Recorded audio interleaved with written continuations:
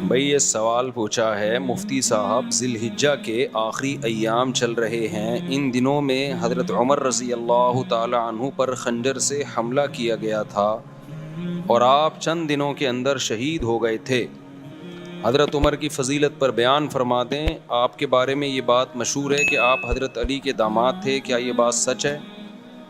حضرت عمر کی ذات پر بہت سے اعتراضات کیے جاتے ہیں، جن میں حضرت فاطمہ رضی اللہ تعالی عنہا کے گھر کا دروازہ جلانا اور حضرت فاطمہ پر تشدد کرنا، جس سے آپ کا حمل ضائع ہو گیا، سر فہرست ہیں معاذ اللہ۔ اس کے علاوہ حضرت عمر کے 3 طلاق والے مسئلے پر بھی بہت اعتراضات کیے جاتے ہیں۔ ایک خاتون ایک چینل پر کہہ رہی تھی کہ عمری قانون نے میری زندگی تباہ کر دی، کیونکہ عمری قانون میں، یعنی عمر والا قانون کو عمری قانون کہہ رہے ہیں، عمری قانون میں طلاق دینا بہت آسان کام ہے، اس کا جواب بھی عنایت فرما دیں۔ تیسری بات یہ ہے کہ حضرت عمر کی رائے کی تائید میں کئی بار قرآن کی آیات نازل ہوئیں۔ ناظرین کو ان آیتوں کے بارے میں بھی بتا دیں، سب کچھ تو آپ نے ہی بتا دیا ہے، میرے بتانے کے لیے کچھ چھوڑا ہی نہیں آپ نے۔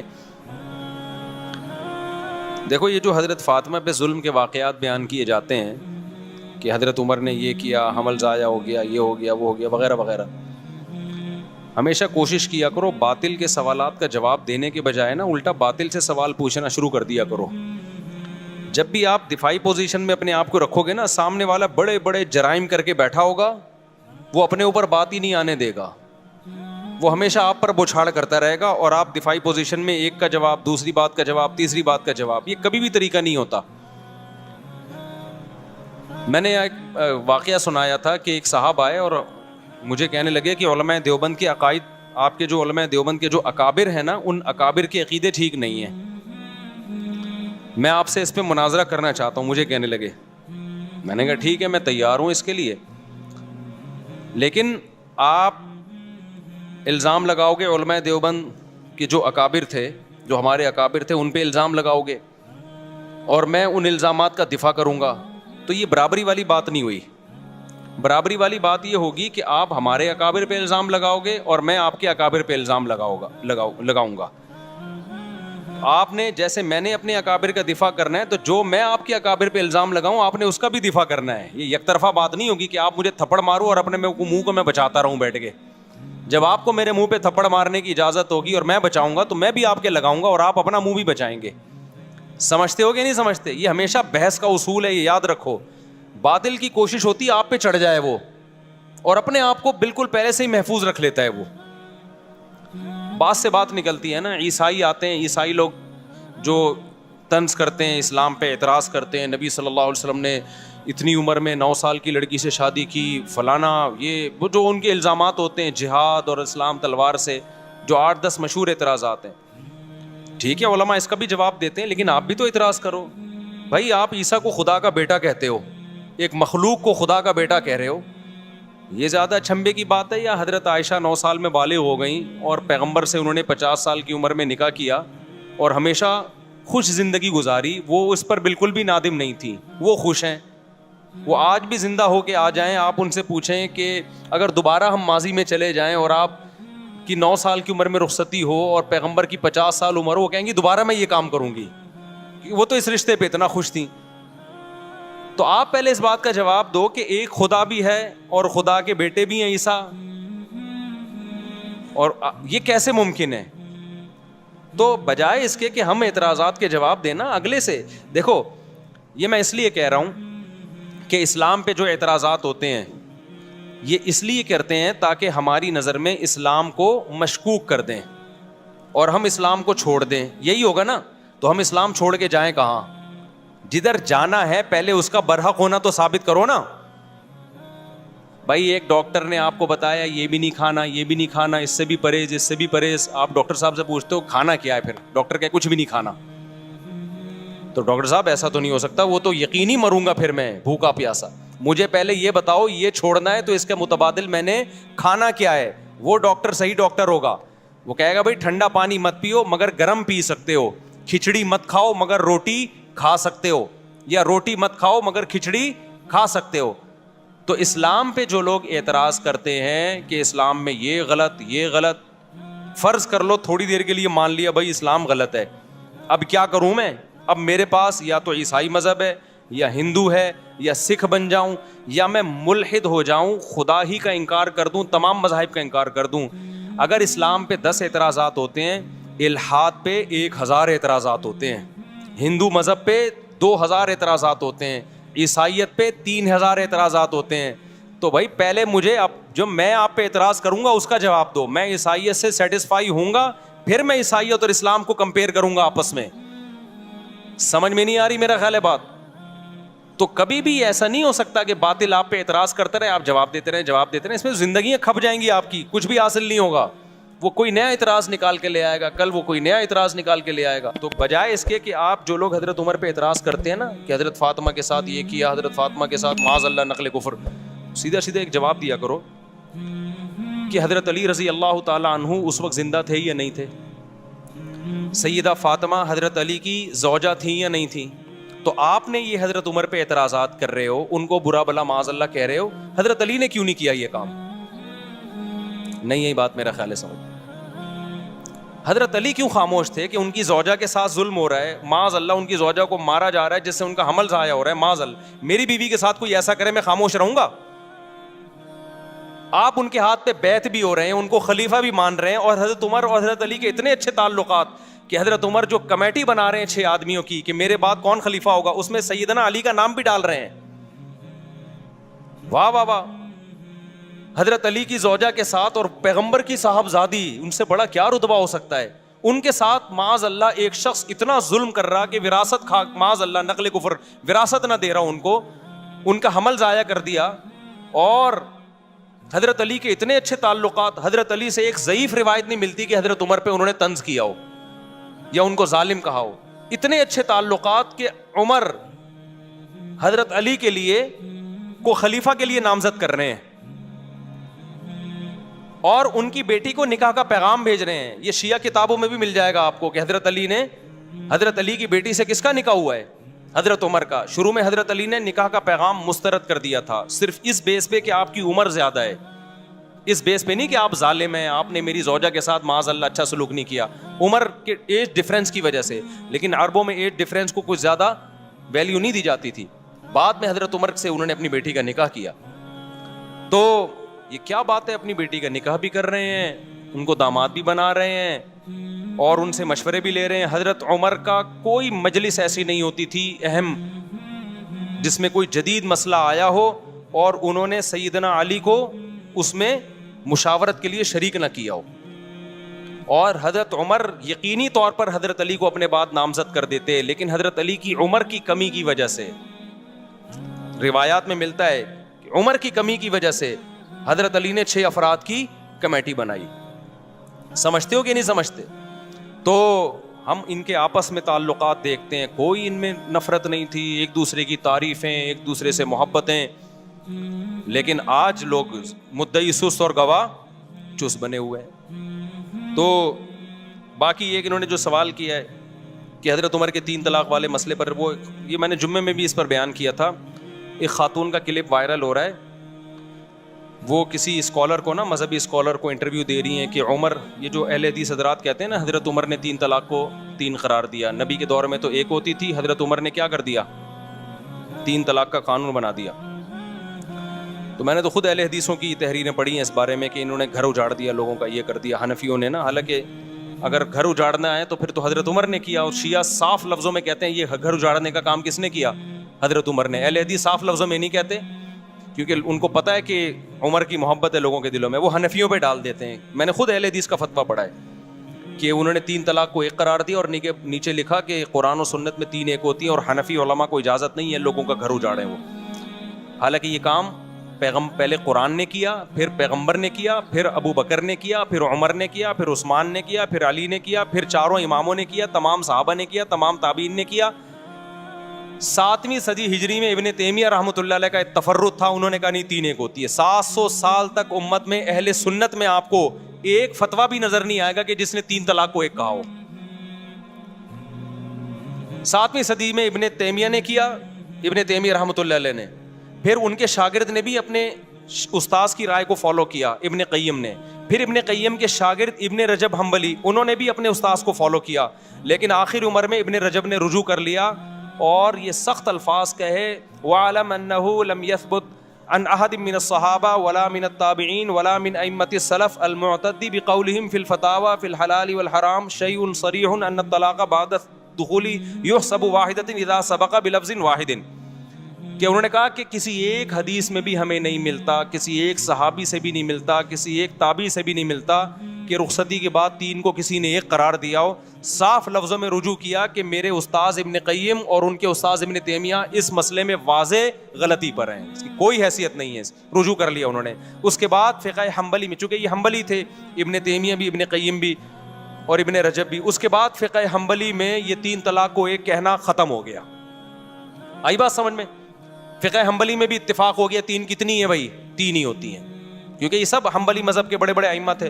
صدیوں یہ مسئلہ اسی طرح چلتا رہا، پوری امت میں 3 طلاقیں 3 ہوتی ہیں، 3 ہوتی ہیں، 3 ہوتی ہیں، یہاں تک کہ پھر شیخ بن باز جو سعودی عرب کے مفتی اعظم ہیں، جن کا تقریباً 15-20 سال پہلے انتقال ہوا، انہوں نے پھر ایک نئی رائے قائم کی کہ 3 کتنی ہوتی ہیں؟ 1 ہوتی ہیں۔ جب انہوں نے رائے قائم کی، ان کے استاذوں نے ان کی مخالفت کی۔ بن باز سے طلاق کے معاملے میں فتویٰ لینا جائز نہیں ہے۔ میرے پاس میں نے نیٹ سے پوری عبارتیں نکالی تھیں، ان کے استاذوں نے رد کیا کہ بن باز کا فتویٰ 3 طلاق کے معاملے میں اس سے بیوی حلال نہیں ہوگی، اجماعی مسئلہ ہے۔ لیکن شیخ بن باز تھے، بڑی حیثیت تھی ان کی، تھے پرہیزگار آدمی وہ، لیکن ایک آدمی کی غلطی کو آپ پوری امت پہ کیسے تھوپ رہے ہو بھائی؟ پھر کیا ہوا؟ سعودی عرب میں یہ مسئلہ اختلافی بن گیا۔ پھر جب اختلافی بنا تو پھر ہوا یہ کہ شیخ بن باز کے استاذ اور تمام حنبلی علماء وہ سارے 3 کے 3 ہونے کا فتویٰ دیتے تھے، بن باز کے پاس جب جاتا تو 3 کے 1 ہونے کا فتویٰ۔ پھر بن باز کے ہی قریبی لوگوں میں سے تھے شیخ صالح العثیمین، اللہ ان کی مغفرت فرمائے، بڑے عالم تھے، انہوں نے بھی بن باز کی رائے لی، 3 کتنی ہوتی ہیں؟ انہوں نے بھی کہا 1۔ اب سعودی عرب میں پھڈا ہو گیا۔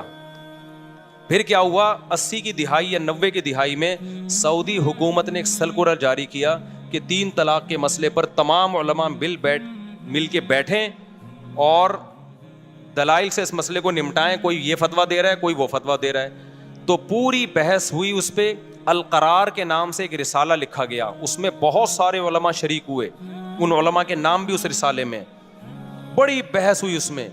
وہ پورا رسالہ میرے پاس موجود ہے عربی میں نے پورا رسالہ پڑھا ہے۔ وہ اتنی زبردست جاندار بحث ہوئی، 40-50 کتابوں کو کنگھالا گیا، علماء کے فتوے دیکھے گئے، قرآن و سنت کی روشنی میں بحث ہوئی، اور بالآخر یہ متفقہ فیصلہ کیا گیا کہ اکٹھی 3 طلاقیں 3 ہی ہوتی ہیں، 1 نہیں ہوتی۔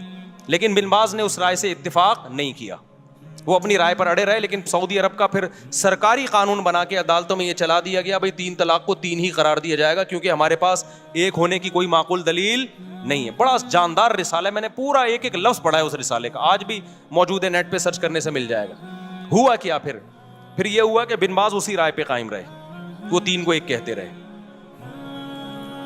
اب جب سعودی عرب کی کورٹ میں جب کیس جاتا عدالت میں، تو کورٹ کہتی بھائی پورے علماء کا ایک فیصلہ ہے متفقہ، تو کورٹ سے 3 طلاق کو 3 ہی قرار دیا جائے گا۔ ہوتا یہ کہ لوگ کیا کرتے، جس کو بیوی رکھنی ہے وہ کورٹ میں جانے کے بجائے کہاں چلا جاتا؟ بن باز کے پاس چلا جاتا، وہی اختلاف دوبارہ شروع۔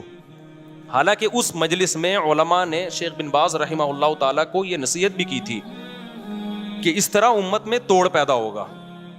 بہرحال بڑے عالم تھے، ہم کسی عالم کی گستاخی نہیں کرتے، ان کی اور نیکیاں بہت ہیں، ایک عالم سے غلطی ہو سکتی ہے، بات یہ کہ اس کی غلطی کو آپ ساری امت پہ تو نہ تھوپیں نا بھائی۔ آپ یہ کہہ دیتے بھائی ان کا ایک تفرد ہے، یہ آسان تھا، لیکن اب چونکہ سرکاری سطح پہ ان کو مفتی اعظم بھی بنا دیا گیا، لوگ اسی کو فالو کرتے چلے گئے۔ اس میں آسانی تھی، بیوی آرام سے حلال ہو رہی ہے، طلاق کا ریشو بھی اربوں میں بڑھ گیا، دھڑ دھڑ دھڑ طلاقیں، پھر ایک۔ نتیجہ یہ نکلا کہ چونکہ گورنمنٹ لیول پہ ایک فتوے کی ویلیو ہوتی ہے، وہ سرکاری مفتی تھے، نتیجہ یہ نکلا کہ وہ جو عدالت کا فتویٰ تھا وہ ججوں کو بھی نہیں، اب جج بھی اس کو فالو نہیں کر رہے۔ پھر اب جو جو محمد بن سلمان آئے، ان کے دور میں تو میرا خیال ہے کورٹ کو آرڈر دے دیا کہ 3 کو 1 ہی قرار دو۔ تو یہ اسلام نہیں ہے میرے بھائی، سمجھ رہے ہو؟ یہ ذاتی آراء ہیں بعض مفتیوں کی۔ اسلام وہ ہے جو قرآن نے بیان کیا، الطلاق مرتان، طلاق 2 مرتبہ ہیں۔ اس میں قرآن نے نہیں کہا کہ اکٹھی دو یا ایک مہینے کے بعد دو، قرآن کہتا ہے فَإِن طَلَّقَهَا، تیسری دے دی تو فَلَا تَحِلُّ لَهُ مِن بَعْدُ، عورت تیسری کے بعد شوہر کے لیے حلال نہیں ہوگی جب تک دوسرے مرد سے نکاح نہ کر لے۔ تو یہ عمری قانون نہیں ہے, یہ قرآن کا قانون ہے. بخاری کی حدیث ہے, نبی صلی اللہ علیہ وسلم کی موجودگی میں عویمر اجلانی نے اپنی بیوی کو 3 طلاقیں دی. آپ صلی اللہ علیہ وسلم نے اس کو 3 ہی سمجھا, اس سے نکاح کو ختم سمجھا نبی صلی اللہ علیہ وسلم نے. بخاری کی حدیث ہے. اتنی ساری حدیثیں, میرا اس پر پورا ایک لیکچر موجود ہے, تو یہ کہیں بھی نہیں ہے. تو اس کو یہ کہنا عمری قانون, عمری قانون, یہ شیعہ لوگ یہ جسارت کر سکتے ہیں بھائی. اہل سنت اس کو عمری قانون نہیں کہتے. عمر وہ قانون نہیں بنائیں گے جو پیغمبر کے قانون کے خلاف ہو. سمجھتے ہو کہ نہیں سمجھتے؟ یہاں اب وہ خاتون نے یہ کہا میرا گھر اجڑ گیا 3 طلاق کے بعد, میں مجبور ہو گئی ہوں حلالہ کرنے پر. وہ رو رہی ہیں, میں مجبور ہو گئی کس پر؟ دیکھو باطل جب بھی کوئی بات کر رہا ہوگا نا, بیچ میں ایک گڑبڑ کر رہا ہوگا, وہ اسی سے وہ لوگ اس کی اس بات کو نہیں اس طرف جاتے اور رونا دھونا شروع کرتے ہیں, ہائے بیچاری کے ساتھ ظلم ہو گیا. اسلام نے عورت کو حلالے پر مجبور کیا ہے. قرآن نے جب یہ کہا 3 طلاقیں دینے کے بعد عورت پہلے شوہر سے نکاح نہیں کر سکتی جب تک عدت کے بعد دوسرے مرد سے نکاح نہ کر لے, اس سے ہم بستری نہ ہو جائے اور وہ طلاق نہ دے دے, پھر عدت کے بعد پہلے سے کر سکتی ہے. اسلام, قرآن, حدیث یہ کہہ رہی ہے کہ عورت یہ کر سکتی ہے, یہ نہیں کہہ رہا کہ عورت کو اسلام اس پہ کیا کر رہا ہے, مجبور نہ کرے. بھائی کس نے کہا ہے کہ یہ کام کرے وہ؟ یعنی ایسا ہوتا ہے نا, مرد نے 3 طلاقیں دی ہوتی, پھر ہم جا کے عورت کی کنپٹی پہ بندوق رکھتے, اب تو دوسرے مرد سے نکاح کر, نہیں کرے گی گولی سے اڑا دیں گے ہم, تو یہ دائرہ اسلام سے خارج ہو جائے گی. تو اب تو اس کے ساتھ ریلیشن بھی, فزیکل ریلیشن بھی قائم کر, نہیں کیا ٹھا گولی سے اڑا دیں گے ہم تجھے. اب تو وہاں سے طلاق لے, نہیں طلاق لی ٹھا گولی سے اڑا دیں گے ہم تجھے. اب طلاق لینے کے بعد دوبارہ پہلے مرد سے تجھے نکاح کرنا پڑے گا, نہیں کیا ٹھا ہم گولی سے اڑا دیں گے. پھر عورت روتی بھی اچھی لگتی, ہائے ہائے میرے ساتھ کیا ہو رہا ہے, مجھے مردوں کے سے جو ہے نا ریلیشن قائم کروایا جا رہا ہے. بھائی اسلام نے کہا کہ اس مرد سے آپ کا نکاح اب ختم, اب آپ انجوائے کریں لائف کو, عدت کے بعد کسی اور مرد سے نکاح کریں. آپ آئی بات سمجھ میں؟ آپ اس مرد کے ساتھ زندگی گزاریں. اگر آپ کو وہ مرد سمجھ میں نہیں آ رہا, آپ کے پاس آپشن ہے, آپ اس سے طلاق مانگ سکتی ہیں. تو یہ بے عزتی کر رہا ہے اسلام یا عزت دے رہا ہے اس کو؟ آپشن ہے آپ کے پاس, ڈیورس مانگنے میں کوئی حرج نہیں ہے. صحابیہ کے ساتھ ایسا ہی ہوا, 3 طلاقیں ہوئی, دوسرے مرد سے انہوں نے نکاح کیا, ان کو وہ مرد سمجھ میں نہیں آیا, نبی کے پاس آئی, میں ان سے طلاق لینا چاہتی ہوں. اس میں کون سی بے عزتی کی بات ہے بھائی؟ پھر اگر وہ طلاق دے دے ٹھیک ہے, نہیں دے تو گزارا کرو اس کے ساتھ, دے دے تو عدت گزر گئی آپ کی, آپ جہاں چاہیں نکاح کریں, اس میں کوئی بے عزتی کی بات ہے؟ تو پرانے والے سے کرنا چاہیں وہاں بھی کر سکتی ہیں, اس میں کوئی بے عزتی کی بات ہے؟ کسی اور مرد سے نکاح کرنا جب بے عزتی نہیں ہے, تو پرانے والا جو اپنے بچوں کا باپ ہے اس سے نکاح کرنا کہاں سے بے عزتی ہو گیا؟ اصل میں اس میں تڑپے گا وہ جس کی بیوی ہے. عذاب میں کون آئے گا؟ مرد. بے عزتی مرد کی ہو رہی ہے, ٹھیک ہے نا, جس نے غصے میں طلاقیں نکال دی اور اب رو رہا ہے. اب اسلام کہہ رہا ہے نا نا نا نا نا, تیری یہ محبوبہ جس کو تو نے غصے میں چھوڑا ہے, اب یہ کسی اور کے نکاح میں جائے گی, اور تو تیرے لیے وہ رات کیا ہوگی, ایسے جیسے آگ کے انگاروں پہ لیٹا ہوئے تو, اور آئندہ یہ لفظ زبان سے نکالنے سے پہلے تو 100 دفعہ سوچے گا. عذاب میں تو وہ آئے گا بندہ.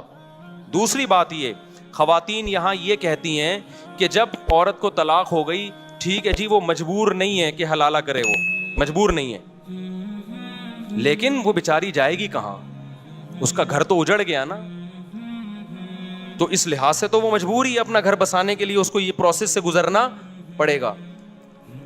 اس کا جواب سمجھیں, وہ اس کا جو گھر اجڑا ہے نا, اور نیا گھر بسنا ممکن نہیں ہے یا مشکل ہے, وہ اسلام کی وجہ سے نہیں, وہ اسلام کو فالو نہ کرنے کی وجہ سے. یہ بار بار میں بتاتا ہوں, کیونکہ صحابہ کے دور میں مرد نے اگر 3 طلاقیں دی اور عورت کا نکاح ختم, تو 20 رشتے اس کے لیے پہلے سے اچھے مردوں کے ہوتے تھے, کیونکہ ایک ایک آدمی 2 3 بیویاں رکھتا تھا.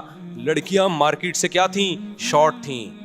لوگ انتظار کرتے تھے کسی کی بیوی بیوہ ہو یا طلاق ہو تو میں نکاح کروں اس سے.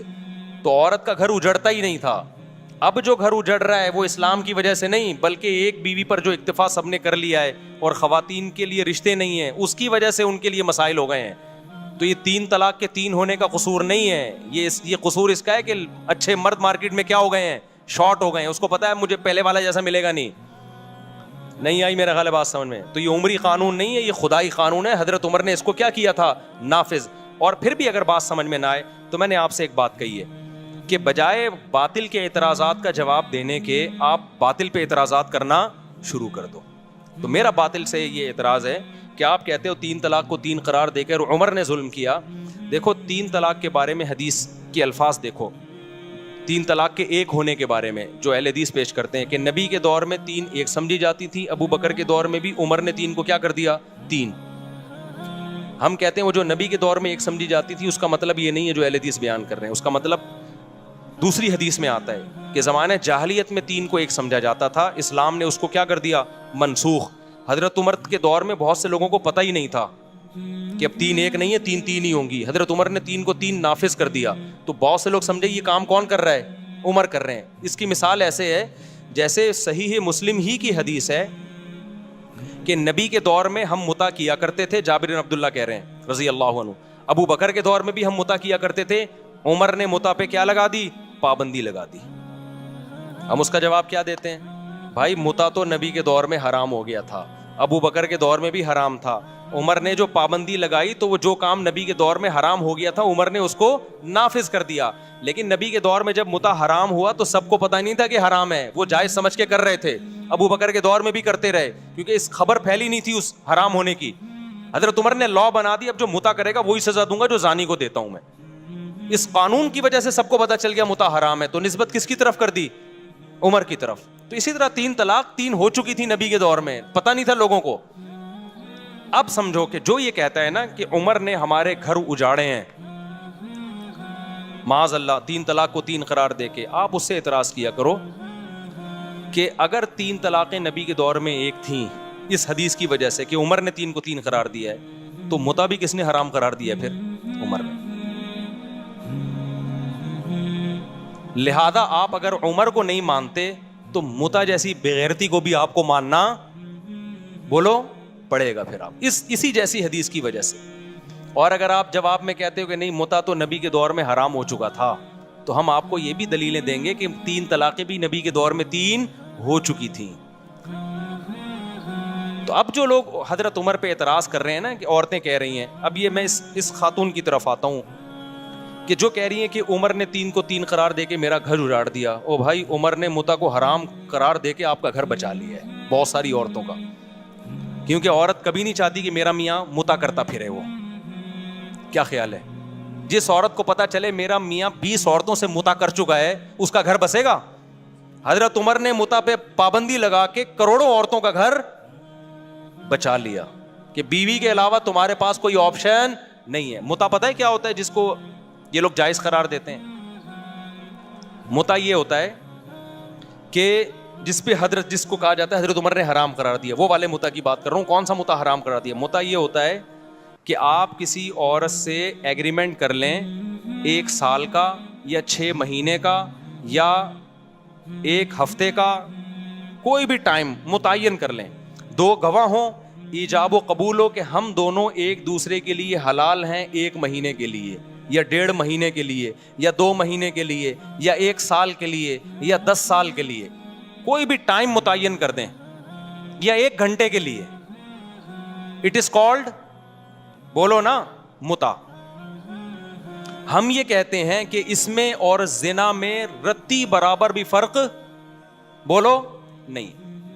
جو لوگ متا کو حلال کہتے ہیں وہ کہتے ہیں نہیں اس میں بڑا فرق ہے, زنا میں ٹائم متعین نہیں ہوتا, عورت کے ساتھ منہ کالا کیا اور نکل لیے, اس میں ٹائم متعین ہے. آئی بات سمجھ میں؟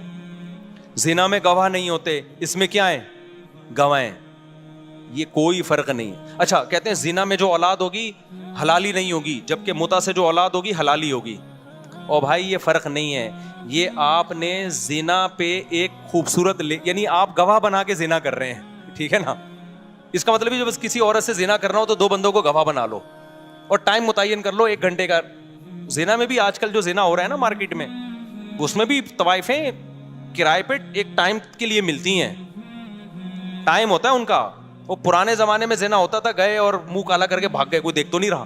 ابھی جو ہوٹلوں میں لوگ بتاتے ہیں نا جو برائیاں کرتے ہیں کہ باقاعدہ ٹائم ہوتا ہے طوائف کا کہ اتنے ٹائم تک آپ کے ساتھ رہے گی وہ, تو ٹائم بھی ہو گیا. 2 گواہ بتا دو, وسیم اور غفار کو, اپنے دوستوں کو بتا دو آج میں طوائف سے منہ کالا کرنے جا رہا ہوں. کوئی فرق نہیں ہے بھائی. نکاح میں بڑا فرق یہ ہوتا ہے کہ نکاح ہمیشہ کے لیے ہوتا ہے, طلاق کیا ہے؟ ایک عارضہ ہے کہ آپ نے ہمیشہ کے لیے رہنے کا ارادہ کیا تھا, بیچ میں آپ نے اس کو کیا کر دیا؟ ڈسکنیکٹ کر دی, اس رشتے کو توڑ دیا کسی بھی وجہ سے آپ نے. تبھی نکاح میں اگر یہ شرط لگا دی جائے نا کہ میں اس سے نکاح کر رہا ہوں 2 مہینے کے لیے, تو نکاح کیا ہو جائے گا؟ کالعدم, وہ نکاح نہیں ہوگا. نکاح میں یہ شرط لگانا ہی ناجائز ہے. آپ نے نیت بھی کر لی نا کہ میں اس بیوی کو 1 مہینے بعد چھوڑ دوں گا, آپ یہ شرط نہیں لگا سکتے. آپ شرط لگا دی تو وہ ختم, وہ نکاح نہیں رہے گا, وہ متع بن جائے گا. نہیں آئی میرا خیال ہے بات سمجھ میں؟ تو متع حرام ہے بھائی, زنا اور متع میں کوئی فرق نہیں ہے. اب آپ مجھے بات بتاؤ, اگر حضرت عمر متع کو حرام نہ کرتے, آج بہت سارے مرد متع کر رہے ہوتے کہ نہیں کر رہے ہوتے؟ ان کے گھر بس جاتے. اور پھر حلال زنا میں تو آج جب مرد زنا کرتا ہے نا تو گھر نہیں بستا, بیوی طلاقیں لے کے چلی جاتی ہیں, جبکہ وہ زنا کو برا سمجھ رہا ہوتا ہے, بیوی سے سوری کر رہا ہوتا ہے, بیگم آئندہ نہیں کروں گا, غلطی ہو گئی. متع جس پہ عمر نے پابندی لگا کے عورتوں کے پر بڑا احسان کیا, ان کے گھر بسا لیے, وہ جب متع لوگ کرتے تو پکڑے جاتے تو بیگم سے کہتے بیگم حلال ہے. جیسے میں دوسری شادی کے بعد پکڑا گیا تھا تو میں نے کیا کہا تھا؟ حلال ہے یہ, لیکن شادی تھی نا وہ. تو جو متع کرتے ہوئے پکڑا جائے گا وہ کیا کہے گا؟ بھائی برا تھوڑی ہے, پابندی کس نے لگائی ہے؟ عمر نے. دیکھو صحیح مسلم کی حدیث ہے, نبی کے دور میں بھی ہوتا تھا, ابو بکر کے دور میں بھی ہوتا تھا, پابندی کس نے لگا دی؟ عمر نے. تو بتاؤ عمر عورتوں کا گھر اجاڑ رہا ہے یا بنا رہا ہے؟ عمر نے پابندی لگائی. کیا پابندی لگائی تھی؟ پابندی تو اس پہلے سے لگی ہوئی تھی. عمر نے بولا, حضرت عمر نے, اب جو متع کر کے آیا نا شادی شدہ کرے گا پتھروں سے مار کے رجم کروں گا, کیونکہ لوگ کہتے تھے یہ زنا نہیں ہے. حضرت عمر نے کہا ایسی کوئی دلیل نہیں سنوں گا میں, نہیں یہ بات میرا خیال ہے سمجھ میں. انہوں نے بولا کہ رجم کروں گا, پتھروں سے ماروں گا میں. یہ ایک دلیل نہیں ہے کہ جی یہ گود گواہوں کی موجودگی میں ایجاب و قبول ہو رہا ہے. تو جو لوگ کہتے ہیں کہ متع حلال ہے, تو انہوں نے عورتوں کا گھر کیا کر دیا؟ تباہ کر دیا. 3 طلاقوں کو جو 3 کہتے ہیں, چند عورتوں کا گھر تباہ ہوتا ہے, لیکن بے شمار عورتوں کا گھر بس جاتا ہے. مرد کو جب پتہ چلتا ہے نا 3 لفظ زبان سے نکالے تو دوبارہ نہیں مل سکتی مجھے, یہ وہ کروڑ دفعہ سوچتا ہے زبان سے نکالتے ہوئے, بہت دفعہ سوچتا ہے, عبرت ہو جاتی ہے اس کو, لہذا اس سے گھر بستا ہے, ٹوٹتا نہیں ہے. چند کا تو ٹوٹتا ہے, لیکن چند کی وجہ سے لاکھوں کا بس جاتا ہے. اور جنہوں نے متع کو حلال کر دیا, تو خود عورت سوچے اپنے سینے پہ پتھر رکھ کے کہ آپ کا میاں ایک کام جائز سمجھ کے منہ کالا کر رہا ہو, آج اس عورت سے متع کیا. کیونکہ جب متع جو لوگ حلال کہتے ہیں پھر ان کی کوئی لمٹ تھوڑی ہے کہ 20 سے حلال ہے 21ویں سے حرام ہے. کہتے ہیں سب حلال ہے, بس حلال ہے, جتنا بچاؤ متع کرو. سمجھ میں نہیں آ رہی بات. اور جو لوگ متع کو حلال کہنے کے دلائل دیتے ہیں, میں ان سے ایک سوال پوچھتا ہوں کہ پھر آپ یہ کام چھپ کے کیوں کرتے ہو؟ اس کا مطلب آپ کا ضمیر اندر سے کہہ رہا ہوتا ہے کہ یہ اچھا کام, بولو. نکاح چھپ کے کیا جاتا ہے, کھلے عام. کچھ لوگ چھپ کے دوسری شادی اس لیے کر رہے ہوتے ہیں کہ پٹنے کا خوف ہوتا ہے. وہ چھپن ایک الگ چیز ہوتی ہے کہ پٹیں گے سسرال سے, سسرال نہ ہوتا تو وہ بھی بتا کے کر رہے ہوتے, لیکن شرمندگی کی وجہ سے نہیں چھپ رہے ہوتے, سائڈ افیکٹ کی وجہ سے چھپ رہے ہوتے ہیں, اور چند دن چھپتے ہیں اس کے بعد بتا دیتے ہیں وہ بھی. لیکن متع کبھی بھی کوئی اوپنلی نہیں کرتا کہ حضرات ایک اعلان سماعت فرمائیے, جمعے کو میرا متع ہے, آپ لوگ تشریف لائیے گا, میں متع کر رہا ہوں اس سے. اور خاتون کہہ رہی ہوں کہ میں بھی متع کر رہی ہوں اس سے. بہت ہی کوئی غیرت لیس ہوگا تو یہ کام کرے گا. نکاح میں لوگ اپنی بیٹیوں کے لیے رشتے تلاش کر رہے ہوتے ہیں, مولوی صاحب سے دعائیں منگوا رہے ہوتے ہیں, مولوی صاحب میری بچی جوان ہو گئی ہے, کوئی اچھا ڈھنگ کا داماد مل جائے, نکاح کرنا چاہتا ہوں. چھپ کے نہیں کرتے, کھلے عام بتاتے ہیں. متع میں کوئی بتائے گا میری بیٹی متع کرنا چاہتی ہے, کوئی اچھا متع کرنے والا ہو. تو اگر عمر نہ ہوتے, حضرت عمر نے نا گورنمنٹ لا بنا کے پابندی لگائی, عمر نہ ہوتے تو متع کے بارے میں مسلمان کنفیوژن میں ہوتے, لوگ بہت سارے اس کو حلال سمجھنا شروع کرے. عمر نے غیرت والا کام کیا, انہوں نے بولا اب جو متع کر کے آئے گا ایسی کی تیسی کر دوں گا میں اس کو. تو یہ عمر کا ہم پر کیا ہے احسان ہے کہ ہمارے گھروں کو بچایا عمر نے. ایک زنا پہ ہمیں حلال کا لیبل لگانے سے عمر نے بچا لیا. سمجھتا ہے نہیں سمجھتا. باقی جو غصے میں 3 طلاقیں دے کے ان کے گھر اجڑتے ہیں, بھائی غصے میں کنٹرول کرو اپنے آپ. بلکہ عمر نے ہم پر احسان کیا کہ ہمیں غصے میں اپنی زبان پہ کنٹرول کرنا سکھا دیا, ورنہ دھڑا دھڑ دیتے رہتے, طلاق کو کھیل بناتے رہتے. آج بہت سے لوگ ہیں جب بات آتی ہے بیگم کو طلاق نکالتے ہیں. عورت کو اس سے تکلیف ہوتی ہے, ہم سب کچھ کر لیتے ہیں بھائی, طلاق نکالتے ہیں, ہم خود کانپنے لگتے ہیں, بھائی یہ تو تیر ہے, کمان سے نکل گیا تو واپس نہیں آئے گا. کتنے کیسز لوگوں کے میرے پاس آتے ہیں. ہمارے محلے میں ایک صاحب تھے, لڑتے تھے نا بیوی سے, روزانہ لڑائی. پھر ان کو غصہ آتا, طلاق دوں گا, کانپتے تھے یوں کر کے, کہتے میں تو دے دوں گا ہی. 10 سال سے کہتے رہے, نکالی نہیں. ان کو پتا تھا بھائی نکل گئی تو بیگم گئی ہم سے. کتنے لوگ, یہ تو آپ کے سامنے تو وہ کیس آ رہے ہیں نا جن نے غصے میں دے دی ہے. ایسے بہت سارے کیس ہیں, بہت غصہ آیا, نہیں دی انہوں نے, اور جو غصے میں دے دیتے ہیں. تو اسلام یہ چاہتا ہے کہ جو آدمی پاگل ہے نا غصے میں, تو اس پاگل کا حق ہی نہیں ہے کہ بیوی رکھے وہ, کیونکہ جب غصے میں 3 نکال رہا ہے تو کل غصے میں چاقو بھی مار سکتا ہے, وہ کل غصے میں پسٹل بھی چلا سکتا ہے. آج بول دیتے ہیں مجھے غصے میں پاگل ہو گیا تھا, میں نے دے دی ہے. میں کہتا ہوں وہی تیرے پاس بندوق ہوتی تو غصے میں 3 فائر کر دیتا, تو کوئی عدالت چھوڑتی ہے آپ کو؟ اسلام میں غصے کے احکام قابل معافی نہیں. آپ نے غصے میں اگلے کا جبڑا پھاڑ دیا, اب پولیس آئی ہے, کیا ہوا, کہنا یار غصے میں ہو گیا, سوری. کوئی دنیا میں کہیں بھی غصہ ایسی چیز نہیں ہے جو قابل معافی ہو, اور انسان کی آزمائش ہے ہی غصے میں میرے بھائی. نارمل میں تو کوئی بھی الٹے کام نہیں کر رہا ہوتا. تبلیغ جماعت کے ایک بزرگ تھے نا, ان کے پاس ایک شخص آیا, کہنے لگا میں نے غصے میں بیوی کو 3 طلاقیں دی, بہت شدید غصہ تھا. انہوں نے کہا یار آج تک ہم نے نہیں کبھی دیکھا کہ محبت سے بیوی کو کسی نے 3 طلاقیں دی, کہ جا میری پیاری تو مجھے بہت پیاری لگتی ہے, تجھے طلاق ہے, ایسا کہیں نہیں ہوتا. تو غصے میں ہی تو پاگل ہوتے ہیں, اور پھر غصے میں ہی سزائیں ملتی ہیں. قتل جتنے ہوتے ہیں, ہمارے ایک دوست نے قتل کیا, مجھے آ کے بتا رہے, کہہ رہے ہیں غصے میں میں نے بندہ مار دیا, اپنے دوست کو مار دیا. کہہ رہے مجھے اتنی ندامت ہے کہ میرا سکون نہیں مل رہا مجھے. تو سارے الٹے کام کس طرح ہوتے ہیں میرے بھائی. ابھی ایک کیس چل رہا ہے, میں اس میں پڑھا ہوں سلو کے لیے. غصے میں اپنے چچا زاد بھائی کو بندے نے قتل کر دیا, اور اتنا رو رہا ہے کہ یار میں نے, میرا محسن تھا وہ, میرے بڑے بھائیوں کی طرح اس نے مجھے بچپن سے پالا. میرے پاؤں میں آ کے نا ناک رگڑ کے چیخیں مار کے رو رہا تھا بندہ قاتل. کہہ رہے مجھ سے کیا ہو گیا مفتی صاحب, میں نے اپنے چچا زاد بھائی جو میرے سگے بھائیوں کی طرح تھا میں نے مار دیا اس کو. اتنا رو رہا ہے. کیوں؟ غصے نے کیا کر دیا اس کو, پاگل. تو کیا کیس نہیں بنے گا؟ کیا پولیس چھوڑ دے گی؟ نہیں, یہی بات میرا خیال. اب اگر اس کو پولیس لٹکاتی ہے, عدالت لٹکاتی ہے پھانسی کے پھندے پہ, لوگ کہتے ہیں یار بیچارے سے غصے میں پسٹل چل گئی, اتنا رو رہا ہے یار, چھوڑو یار. قرآن کیا کہتا ہے, وَلَكُمْ فِي الْقِصَاصِ حَيَاةٌ, اے لوگو قصاص میں زندگی ہے. ایک لٹکے گا, 20 لوگ قتل کرنے سے بچ جائیں گے.